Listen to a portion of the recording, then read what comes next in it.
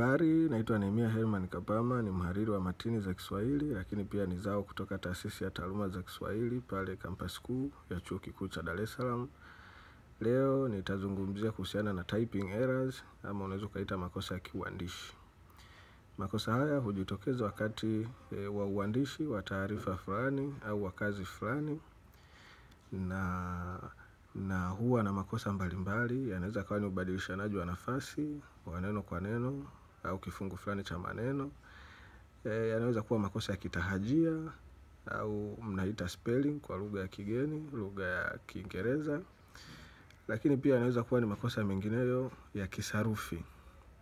Sasa makosa haya huwa yanaleta taharuki katika kazi fulani ama habari fulani ambayo inakuwa imechapishwa kwenda kwa wasomaji. Sasa waandishi wengi na wanahabari wengi wamekuwa wakitumia sababu hii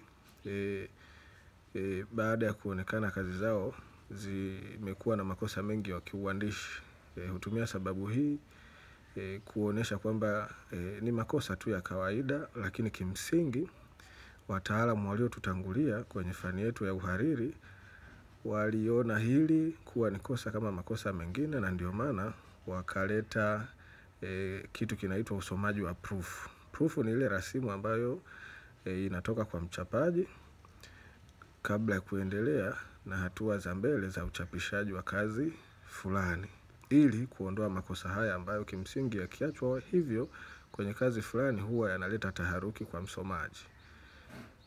Kwa hiyo hii isiwe sababu kwa wanahabari ama waandishi mbalimbali kuona kwamba ni tatizo dogo tu ama ni kosa dogo tu ambalo ukiliacha haliwezi kuleta madhara. Si kweli. Sisi wataalamu kwenye fani yetu ya uhariri ama naweza kusema usomaji wa proof ni moja ya mambo ambayo katika fani yetu ya uhariri yalianzishwa kwa ajili ya makosa mengi ya kisarufi, ikiwemo makosa haya ya kiuandishi, yani typing errors. Kwa hiyo nitoe rai tu kwa waandishi na wanahabari mbalimbali kuendelea kuwatumia wahariri wabobevu wa sarufi ya lugha yetu adhimu ya Kiswahili katika kazi zao, ili kuondoa makosa haya ya kiuandishi, yani typing errors, pamoja na makosa mengine mengi ambayo yamekuwa yakionekana ya kisarufi kwenye kazi zao. Ninaomba niwasilishe mawazo yangu na maoni yangu juu ya typing errors au makosa ya kiuandishi. Lakini pia niwashukuru wale wote wanaofuatilia programu yangu ya Jicho la Kihariri kwa ajili ya kuendelea kujifunza zaidi ya nini hasa sisi wahariri tunakifanya katika kuendelea kukibidhaisha Kiswahili chetu ndani na nje ya mipaka ya taifa letu la Tanzania. Ninawashukuru sana na muwe na siku njema. Asante.